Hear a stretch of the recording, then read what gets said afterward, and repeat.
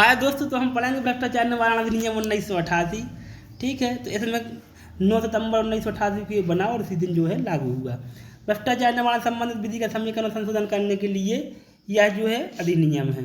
पहला अध्याय पढ़ेंगे प्रारंभिक। इसमें प्रारंभिक में संक्षिप्त नाम विचारण और लागू होना होता है, तो ये पूरे भारत पे लागू है। ठीक है, लेकिन यहाँ पे अभी भी ये हटाया नहीं गया जम्मू और कश्मीर राज्य को छोड़कर। ठीक है, तो इसको अपन फिर आगे जो है चल के क्लियर कर लेंगे। ठीक है, अब इसकी पहले देखेंगे परिभाषा। तो परिभाषा इसमें मात्र आपको पढ़नी है 4। सबसे पहली परिभाषा है निर्वाचन की। जो संसद, विधानमंडल या स्थानीय प्राधिकरण या अन्य प्रकार के प्राधिकरण जो होते हैं, सदस्यों का चयन होता है, इलेक्शन जो होता है, इसको निर्वाचन कहते हैं। अगली विहित की नहीं पढ़ना है, बी में है लोक कर्तव्य। तो ये लोक कर्तव्य की परिभाषा पर पढ़ लेंगे। लोक कर्तव्य से अभिप्रेत वह कर्तव्य इसके निर्वहन में राज्य, जनता या समस्त समुदाय का हित है। इस तरीके से ये 2 परिभाषा आपकी हो जाएंगी। तीसरी आपको लोक सेवक की पढ़ना है, ज़्यादा इसमें पढ़ना नहीं, बस लोक सेवक सी में है इतना आपको जो है पढ़ लेना है। अगला आता है, अगली परिभाषा आती है लास्ट, असम्यक लाभ की आती है। तो ABCD ये प्रकार के 4 जो है आपकी परिभाषाएं हो गई। असम्यक लाभ से ऐसा कोई पारितोषिक अभिप्रेत है, चाहे जैसा भी हो, जो विधिक पारिश्रमिक से भिन्न है। विधिक पारिश्रमिक मतलब जो पेमेंट वगैरह मिलती है, जो गवर्नमेंट से मिलता है, लीगल होता है। इसके अलावा जो भी प्राप्त करता है व्यक्ति, वो असम्यक लाभ होता है। तो इस एक्ट को अपन रिवीजन टाइप में पढ़ेंगे थोड़ा सा, क्योंकि पहले एक बार पढ़ चुके हैं। तो विशेष तो आगे जो है अपन अभी पढ़ेंगे धारा 3 से जो है ये अगला अध्याय चालू हो जाता है। तो विशेष न्यायाधीशों की नियुक्ति वगैरह जो है अपन पढ़ेंगे। तो विशेष न्यायाधीश की नियुक्त करने की शक्ति किसको है? केंद्र सरकार या राज्य सरकार। ठीक है, अधिसूचना में अपराधों के विचारण के लिए क्या करेगी? जितने विशेष न्यायाधीश आवश्यक समझे उतने जो है बना देगी। ठीक है, इस अधिनियम के अधीन दंडनीय कोई अपराध और खंड काम अपराधों में से किसी को करने के लिए षड्यंत्र करने या कराने का प्रयत्न या कोई दुष्प्रेरणा, इन सब के लिए क्या करेगा? जो है ये जो विशेष न्यायालय होंगे इनके अंतर्गत यही सुनवाई कर पाएंगे। आगे विशेष न्यायाधीश द्वारा विचारणीय मामले। विशेष न्यायाधीश कौन से मामले विचारित करेंगे? दंड प्रक्रिया संहिता 1973 में किसी बात के होते हुए भी धारा 3 की धारा 1 में निर्दिष्ट अपराध विशेष न्यायाधीश द्वारा ही विचारणीय किए जाएंगे। तो जो अपराध धारा 3(1) में वर्णित हैं वो किसके द्वारा किए जाएंगे विचारणीय? केवल विशेष न्यायाधीश द्वारा। ठीक है, और कोई भी न्यायालय जो है इसको विचारित नहीं कर सकता है। ये अधिनियम दोस्तों मुख्य रूप से काय के लिए बना है? ये भ्रष्टाचार निवारण अधिनियम के लिए बना है। ठीक है, जो विशेष न्यायालय है, तो ये अपन विशेष भ्रष्टाचार निवारण अधिनियम इसलिए इस विशेष न्यायालय को पढ़ रहे हैं। तो विशेष न्यायालय अधिनियम 2011 में इसके प्रावधान है, वहाँ पे अधिनियम के अंतर्गत यही जो अपना अधिनियम है 1988 का यही आता है। विशेष न्यायाधीश द्वारा विचारणीय मामले 4 में है, बस इतना याद रखना है। ठीक है, बाकी और इसमें ज़्यादा आपको पढ़ने की आवश्यकता नहीं है। ठीक है, अपने पास जो मामले अगर अन्य जगह भी हैं और वो विशेष न्यायालय के पास नहीं आए हैं मामले, तो उनको भी ट्रांसफ़र होकर वो इनके पास आ जाएंगे अगर इससे पहले कहीं और चल रहे हैं तो। ठीक है, विशेष न्यायाधीश की प्रक्रिया और शक्तियाँ क्या होंगी? तो विशेष न्यायाधीश अभियुक्त के विचारणा सुपुर्द किए बिना भी अपराध का संज्ञान कर सकता है। अगर उसके पास विचारण के लिए सुपुर्द नहीं किया गया है तो भी अपराध का संज्ञान वो विशेष न्यायाधीश ले सकता है। और वह अभियुक्त व्यक्ति के विचारण दंड प्रक्रिया संहिता 1973 मजिस्ट्रेटों द्वारा वारंट के मामलों के लिए बेहद प्रक्रिया अनुसरण करेगा। तो दोस्तों, किसी भी शक्तियाँ और जो प्रक्रिया होती है विशेष न्यायाधीश की, यह चीज़ इंपॉर्टेंट होती है कि वो कौन सी ट्रायल फॉलो करेगा। तो मजिस्ट्रेटों द्वारा जो वारंट के मामलों पर ट्रायल होती है, ठीक है, वारंट ट्रायल जो होती है वही ये न्यायालय जो है फॉलो करेंगे। सेशन ट्रायल यहाँ पे फॉलो नहीं होगी, इतना आपको ध्यान रखना है। विशेष न्यायाधीश किसी ऐसे व्यक्ति का साक्ष्य प्राप्त करने की दृष्टि से जिसका प्रत्यक्षता या अप्रत्यक्ष किसी अपराध को संपृक्त होना या संसर्गी होना अनुमत है। विशेष न्यायाधीश ऐसे व्यक्ति और अन्य संपृक्त व्यक्ति को, चाहे वह अपराध के किए जाने मुख्य हो या दुष्प्रेरक ना हो, साथ साथ कर सकता है। चाहे उसने प्रयत्न किया हो या दुष्प्रेरण किया हो या मुख्य आरोपी हो, सभी का एक साथ जो है विचारण कर सकता है। अब संक्षिप्त विचारण करने की शक्ति, तो जो मतलब अपने ये है विशेष न्यायालय, ये समरी ट्रायल कर सकते हैं, लेकिन जब समरी ट्रायल करेंगे तो फिर 1 साल से ज़्यादा की सज़ा नहीं दे सकते हैं। अगर इनको लगता है कि इस धारा में या इस व्यक्ति को 1 वर्ष से ज़्यादा का कारावास जो है दिया जाना चाहिए, तो वो फिर पूरी ट्रायल, वारंट मामले की जो ट्रायल होती है पूरी ट्रायल का प्रोसेस करेगा। बाकायदा गवाह बुलाए जाएंगे, मुख्य परीक्षण, प्रति परीक्षण वगैरह सब होगा। ठीक है, पूरी प्रोसेस होगी। अगर ज़्यादा और अगर 1 साल तक की सजा देना है तो समरी ट्रायल करके वो जो है दे सकता है।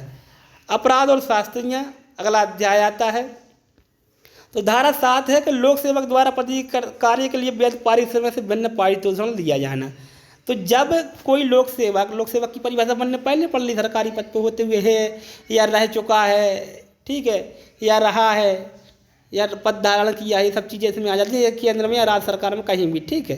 तो इसमें दिक्कत ये होती है, ये नहीं समझ में आ पाता है कि ये धारा है काय के लिए। तो धारा 7(7)(a) और 7(8) में आपके लिए बता दे रहा हूँ अपनी भाषा में, बाकी कानूनी भाषा तो अपन पढ़ ही लेंगे। पहली भाषा ये है कि अपराध जो भ्रष्टाचार लेने के लिए, रिश्वत लेने के लिए जो दंड है वो 7 में है, और 7(a) में ये दंड है कि जब कोई अधिकारी रिश्वत ले लेता है और अपने निजी प्रभाव के द्वारा, क्योंकि वो उसके अंडर में है और उससे कोई गलत काम करवाता है और पैसे वो रख लेता है, तो 7(a) में दंडनीय होगा। 8 कहती है कि जो देगा उसके लिए दंड है 8 में, लेकिन अगर उसको विवश किया जाता है देने के लिए तो उस पर उसका कोई अपराध नहीं है, या वो पहले से ही किसी संस्था को सूचना देता है और उसको फंसाने के लिए रिश्वत देता है फिर, ताकि ये व्यक्ति फंस जाए लोकायुक्त की टीम वगैरह के कहने पर, तो भी वो धारा 8 के अंतर्गत दोषी नहीं होगा। लेकिन अगर वो पहले से प्रेषित करता है कि कोई कोशिश करता है उसकी या देता है रिश्वत, तो ये माना जाएगा कि उसने धारा 8 के अंदर अपराध किया है। तो धारा जो 7 का अपराध करेगा, जो लेगा रिश्वत, वो कम से कम 3 वर्ष और अधिकतम 7 वर्ष की अवधि के लिए कारावास से दंडित हो जाएगा, ठीक है। तो पारितोषण और वैध पारिश्रमिक को अपन पढ़ लेते हैं एक बार, ठीक है। स्पष्टीकरण बी और सी। पारितोषण शब्द धन संबंधी पारितोषण तक या उन पारितोषणों तक ही जो धन में अधिक जाने योग्य निर्बंधित नहीं है, अन्य चीज़ें भी पारितोषण में आ सकती हैं। वैध पारिश्रमिक शब्द उस पारिश्रमिक तक ही निर्बंधित नहीं है जिसकी मांग कोई लोक सेवक विधिपूर्ण रूप से कर सकता है, किंतु इसके अंतर्गत वह समस्त पारिश्रमिक आता है जिसको वह पाने का हकदार है।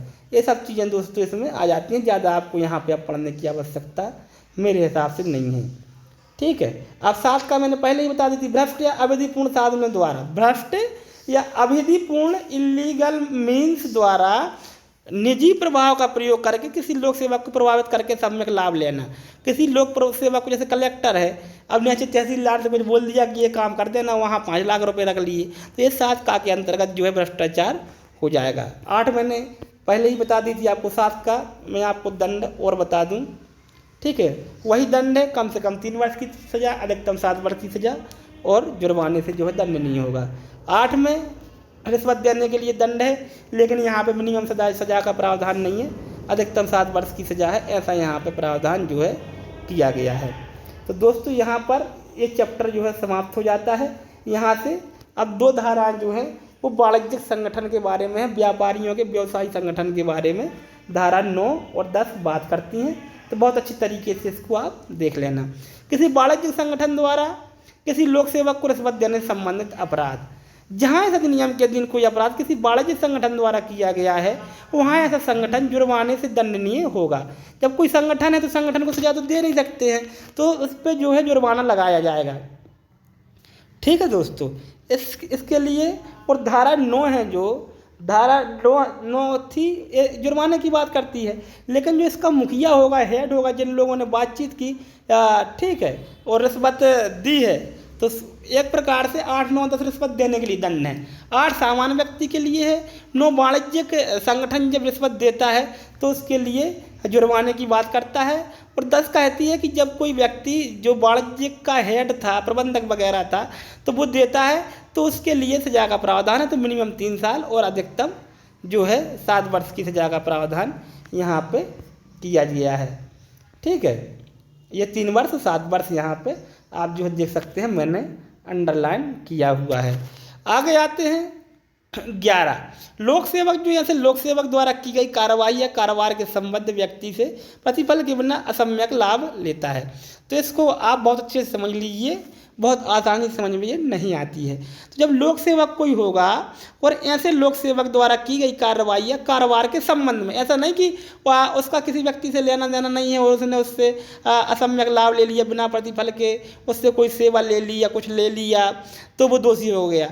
तो उस जिस व्यक्ति से वो असम्यक लाभ ले रहा है, जैसे खाने पीने की चीज़ें ले रहा है, उसके गाड़ी वगैरह यूज कर रहा है, उसके मकान में रह रहा है, कैसा बिना प्रतिफल के बिना पैसा देने के उसकी चीज़ों को इस्तेमाल कर रहा है, असम्यक लाभ ले रहा है, उसके घर से खाना आ रहा है, ठीक है, और उसकी एक फाइल भी लगी हुई है उसके यहाँ, या उसका कोई डायवर्सन वगैरह कुछ भी फंसा हुआ है उसका, जिससे उसको लाभ होने वाला उस व्यक्ति को, तो और उससे असम्यक लाभ कौन ले रहा है? लोक सेवक। तो ये दंडनीय अपराध माना जाएगा। वो कम से कम 6 माह की और अधिकतम 5 वर्ष तक का जुर्माना सजा होगी, और जुर्माना तो प्लस में है ही है। अब आती है आपकी जो है धारा 12, अपराधों के दुष्प्रेरण के लिए दंड। तो जो कोई अपराधों का दुष्प्रेरण करेगा, ठीक है, दुष्प्रेरण कितने प्रकार से होता है? 3 प्रकार से होता है। 107 IPC में आपने पढ़ा होगा। पहला होता है उकसाने द्वारा, आपराधिक षड्यंत्र द्वारा, दूसरा होता है उकसाने द्वारा, और तीसरा होता है शास्त्र सहायता द्वारा। तो तीनों काम से मिलकर जो कोई अपराध का दुष्प्रेरण करेगा वो भी कम से कम 3 और अधिकतम 7 वर्ष की सजा से जो है दंडनीय होगा। दोस्तों अब आगे अपन पढ़ेंगे धारा 13 को, लोक सेवक द्वारा आपराधिक अवचार। तो मैं आपको सिंपली बता दे रहा हूँ कि अवचार क्या होता है, बाकी बेरा तो सब पढ़ लेते, उसमें कोई दिक्कत की बात नहीं। अवचार होता है, अपराध अलग चीज़ होती है, अवचार अलग चीज़ होती है। अपराध अवचार वो होता है जो तोड़ मरोड़ के अपराध किया जाए, दिखने में अपराध जैसा नहीं लगता है लेकिन वो अपराध होता है। तो अवचार और बड़ा अपराध होता है। जैसे मान लो कोई लोक सेवक है, उसको बंगला मिला है तो वो किराए पे दे रहा है बंगले को, ठीक है, कोई गाड़ी किराए पर चलावा रहा है, उसको जो पैसा आया उसका दुरुपयोग कर रहा है, ठीक है, तो ये सब अपराध अवचार होता है। बेईमानी जो कपटपूर्वक दुर्विनियोग कर लेता है, ठीक है, गमले लगाने के लिए आए तहसीली में और अपने घर लगवा लिए, ठीक है, चपरासी है कहाँ का, यहाँ गवर्नमेंट का, और अपने घर में खेती का काम करवा रहा है उससे। तो ये सब अवचार होता है। और इसमें दोस्तों धारा 13 में कुछ बढ़ा हुआ दंड है, कम से कम 4 साल की और अधिकतम 10 वर्ष की सजा का प्रावधान है, तब की सामान्यतः मिनिमम 3 और 7 की यहाँ पे बात हो रही थी। अब आता है दोस्तों 14 अभ्यासक अपराधी के लिए दंड। तो यहाँ से दंड की बात चालू हो जाती है, ठीक है। दंड तो वहाँ भी मिला पहले भी, लेकिन ये अलग प्रकार का दंड, थोड़ा सा 12 से तो याद रखना आप, ठीक है। अभ्यासक अपराधी के लिए दंड, तो जो बार बार करेगा अपराध, 2 बार या 3 बार या 4 बार करेगा, उसके लिए कम से कम 5 वर्ष की सजा, अधिकतम 10 वर्ष की सजा का प्रावधान धारा 14 ऐसा हमें बताती है। प्रयत्न के लिए दंड, प्रयत्न के लिए कम से कम 2 वर्ष की सजा और अधिकतम 5 वर्ष की सजा। तो यहाँ पर स्वयं सजा का प्रावधान नहीं है प्रयत्न के लिए, ये कभी कभी दिमाग में हमारे बात बैठ जाती है तो इसको नहीं बैठने देना है। दुष्प्रेरण के लिए कम से कम 3 वर्ष की सजा है। दुष्प्रेरण के लिए भी समान सजा नहीं कह सकते कि सेम की सेम है, क्योंकि भैया चाहे यहाँ तो अवचार के लिए तो कम से कम 4 वर्ष की सजा है। तो भले अवचार का दुष्प्रेरण किया जाए तो भी कम से कम 3 वर्ष की सजा ही मिलेगी, क्योंकि स्पेसिफाई वहाँ पर लिखा हुआ है। और प्रयत्न के लिए किसी भी अपराध का प्रयत्न किया जाए कम से कम 2 वर्ष की और अधिकतम 5 वर्ष की सजा का प्रावधान धारा 15 में किया गया है। जुर्माना नियत करने के लिए ध्यान में रखी जाने वाली बात है, तो जब जुर्माना नियत किया जाएगा तो क्या सोचेगा मजिस्ट्रेट की कैसे जुर्माना दिया जाए। तो रिश्वत किस बात का था, किस बात की डील हो रही थी, दोनों के स्टेटस क्या है, इन सब चीज़ों को देखते हुए जो है दोस्तों जुर्माना यहाँ पे फाइल किया जाएगा। आगे अब आती है इन्वेस्टिगेशन की बात होती है यहाँ से 17 से कि इन्वेस्टिगेशन कैसे किया जाएगा। अत्याचार डिपेंड ऑन इन्वेस्टिगेशन। इस अधिनियम के अधीन मामलों का अन्वेषण करने के लिए प्राधिकृत व्यक्ति कौन कौन से होंगे। दंड प्रक्रिया संहिता या किसी अन्य विधि में किसी बात के होते हुए भी जो दिल्ली पुलिस है, विशेष पुलिस स्थापना, इसमें इसका निरीक्षक ही काफ़ी होता है। जो TI होगा वो इसका जो है अन्वेषण अधिकारी हो सकता है। मुंबई, कलकत्ता, मद्रास और अहमदाबाद जो महानगर क्षेत्र हैं इनमें पुलिस कमिश्नर होते हैं। और यहाँ पे सहायक पुलिस कमिश्नर जो होता है, असिस्टेंट पुलिस कमिश्नर जो होता है, सहायक पुलिस आयुक्त होता है, वो इसका इन्वेस्टिगेशन कर सकता है। और अन्यत्र जगह जैसे मेरा सागर है, हटा है, तमोह, इन सब जगह पे कौन, उप पुलिस अधीक्षक यानी DSP या समतुल्य रैंक का अधिकारी जो है कर सकता है, ठीक है। इस अधिनियम के अधीन किसी अपराध का अन्वेषण शास्त्री महानगर मजिस्ट्रेट या प्रथम वर्ग मजिस्ट्रेट के आदेश के बिना अथवा उसके लिए गिरफ्तारी वारंट के बिना नहीं होगा। लेकिन इन्वेस्टिगेशन दोस्तों कोई भी करे, लेकिन कब करेगा इन्वेस्टिगेशन? जब महानगरों में महानगर मजिस्ट्रेट और अन्य जगह है JMFC यानी प्रथम वर्ग का जो मजिस्ट्रेट होता है वो गिरफ्तारी का वारंट कर देता है या आदेश कर देता है, उसके बाद इन्वेस्टिगेशन चालू होगा, अन्यथा की स्थिति में नहीं होगा। ठीक है। परंतु यदि कोई पुलिस अधिकारी जो पुलिस निरीक्षक की पंक्ति से नीचे का न हो, साधारण विशेष आदेश द्वारा इस निमित्त राज्य सरकार द्वारा प्राधिकृत किया गया है, तो वह ऐसी किसी अपराध का अन्वेषण शास्त्री महानगर मजिस्ट्रेट या प्रथम वर्ग मजिस्ट्रेट के आदेश के बिना अथवा उसके गिरफ्तारी वारंट के बिना कर सकता है। लेकिन अगर किसी राज्य सरकार ने ऐसे व्यक्ति को जो इंस्पेक्टर से नीचे की रैंक का नहीं है और उससे कहा जाता है कि तुम इन्वेस्टिगेशन चालू करो, तो महानगर मजिस्ट्रेट और JMFC के बिना आदेश के भी वो जो है इन्वेस्टिगेशन प्रारंभ कर सकता है। इस तरीके से हमारी ये धारा पूरी हो जाती है। 17 का कहती है लोक सेवक द्वारा उसके शासकीय कृत्यों या कर्तव्यों को निर्वहन में की गई सिफारिशों या लिए गए निश्चय के संबंध में अपराधों की जांच या पूछताछ का अन्वेषण। ठीक है, तो इसको पढ़ लेते हैं। कोई पुलिस अधिकारी निम्नलिखित के पूर्वानुमोदन के बिना नीचे कुछ चीज़ें बताई जाएंगी कि इनका पूर्वानुमोदन आवश्यक है। इनके बिना किसी ऐसे अपराध में कोई जांच या पूछताछ या अन्वेषण नहीं करेगा जिसे इस अधिनियम के अधीन लोक सेवक द्वारा अभिकथित रूप से कारित किया गया है।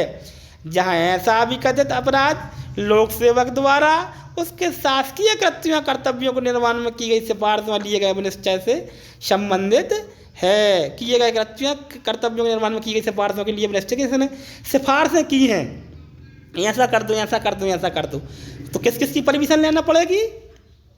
ऐसे व्यक्ति की दिशा में जो समय जब वह अपराध अभिकथित रूप से किया गया और संघ के कार्यों के संबंध में था, तो नियोजित सरकार से, ठीक है, भारत सरकार से, अगर वो संघ के में कार्य कर रहा था, अन्य दशा में राज्य सरकार से, अगर राज्य सरकार में था, और अन्य स्थिति में जिस सक्षम अधिकारी के नेतृत्व में था, सरकार ने जिसको निमित्त किया और सक्षम प्राधिकारी के परमिशन जो है लेना पड़ेगी। ठीक है, परंतु ऐसा कोई अनुमोदन किसी व्यक्ति को अपने लिए किसी अन्य व्यक्ति के लिए सम्यक लाभ प्रतिगृहित करने या प्रतिगृहित करने का प्रयत्न करने के आरोप पर घटनास्थल पर गिरफ्तार करने संबंधी मामले में आवश्यक नहीं है। लेकिन कहीं ऐसी स्थिति बनती है कि उसको तुरंत गिरफ्तार करना आवश्यक नहीं, तो वो भाग जाएगा, मिलेगा नहीं, तो उसको गिरफ्तार करने के लिए किसी की भी अनुमति की आवश्यकता यहाँ पे नहीं है। परंतु यह और कि संबंधित प्राधिकारी इस धारा के अधीन अपने निश्चय की सूचना 3 मास की अवधि के भीतर देगा। अनुमोदन की सूचना कितने? 3 माह के अंदर, किसी भी कंडीशन में इसको 1 महीने से ज़्यादा और बढ़ाया जा सकता है, इससे ज़्यादा नहीं, तो टोटल 4 महीने से ज़्यादा नहीं बढ़ाया जा सकता। बैंकर बहियों के निरीक्षण की शक्ति, तो पुलिस अधिकारी ऐसे मतलब जो जिस पे भ्रष्टाचार का आरोप है उसके बैंक अकाउंट वगैरह की पूरी जानकारी ले सकता है, वो जो इन्वेस्टिगेशन कर रहा है उसको पावर होगी। ये हमारी धारा 18 अधिनियम की प्रावधान करती है। आती है अभियान के लिए पूरी मंजूरी आवश्यक होना, तो अगर केंद्र सरकार का व्यक्ति है तो केंद्र सरकार की, और राज्य सरकार का तो राज्य सरकार की। 7, 11, 13 और 15 के दिन उसने कोई अपराध किया, 7, 11, 15 याद कर लेना, तो उनकी परमिशन की आवश्यकता है, इसके बाद ही कोई अभियोजन उस पर चलाया जाएगा। अब आगे आते हैं, आगे की जो धारा है, ठीक है, धारा आती है 20, सीधे 20 पढ़ना है। जहाँ लोक सेवक असम्यक लाभ प्रतिगृहित करता है वहाँ अवधारणा, जहाँ किसी व्यक्ति ने बिना प्रतिफल किया अनुचित तरीके से कोई लाभ प्राप्त किया है और उस पर जो आरोप है कि भ्रष्टाचार है, तो ये उपधारणा की जाएगी कि आपने रिश्वत ली है। जब तक आप साबित ना कर दें, ये खंडन ना कर दें, क्योंकि एक उपधारणा तो है लेकिन खंडनीय है कि आपने रिश्वत ली थी, तब तक ये माना जाएगा कि आपने रिश्वत ली थी। अभियुक्त व्यक्ति का सक्षम साक्षी होना 21 में है, अब वो अपने लिए गवाही दे सकता है, कोई दिक्कत की बात ही नहीं है। वहाँ पर 315 में है और ये CRPC में यहाँ पे 21 को लिख दी, वही की वही बात। दंड प्रक्रिया संहिता 1973 कुछ पांदड़ों के अधीन लागू होना, तो कुछ मॉडिफाई होकर जो है लागू हो जाएगी, कोई दिक्कत की बात नहीं है। 22 में इतना याद रखना है अपन को। 23 में सेना, नौसेना और वायुसेना संबंधी अन्य विधियों का प्रभावित न होना, जो सेना, नौसेना, वायुसेना के हमारे कोर्ट मार्शल लॉ हैं, ठीक है, उनके लिए, उन जो कोर्ट मार्शल है हमारे सेना न्यायालय हैं, उनके लिए ये लागू नहीं होगा। ना नहीं होने दो, कोई क्या दिक्कत की बात है। 26 आती है। 1952 का जो अधिनियम था, संख्यांक 46 था, इनमें कुछ विशेष न्यायालयों की भ्रष्टाचार निवारण के लिए क्या की गई थी दोस्तों, नियुक्ति की गई थी। तो ऐसा माना जाएगा कि वो इस अधिनियम के अधीन भी विशेष न्यायाधीश हैं। अपील और पुनरीक्षण धारा 27 बताती है, इस अधिनियम के उपबंधों के अधीन रहते हुए उच्च न्यायालय दंड प्रक्रिया संहिता के अधीन उच्च न्यायालय को प्रदत्त अपील और पुनरीक्षण की सभी शक्तियों को प्रयोग जहां तक वे लागू हो सकती हैं उस कर सकता है। मानव विशेष न्यायाधीश उच्च न्यायालय स्थानीय सीमा के भीतर मामलों का विचारण करने वाला सेशन न्यायालय है। तो अपील कहाँ होगी अपील या पुनरीक्षण, केवल हाई कोर्ट में होगा। और हाई कोर्ट ऐसे उसको ग्रहण करेगा कि मान लो ये सेशन न्यायालय का फैसला है और ऐसे ही उस अपील को जो है यहाँ पे सुन लेगा। ठीक है, यहाँ पर दोस्तों सीमा नहीं बताई गई है कि कितने दिन के अंदर जो है अपील करना है। ठीक है, अधिनियम का किसी अन्य विधि के अतिरिक्त होना, यह अधिनियम अन्य विधि के अतिरिक्त किसी का परिणाम नहीं करता है।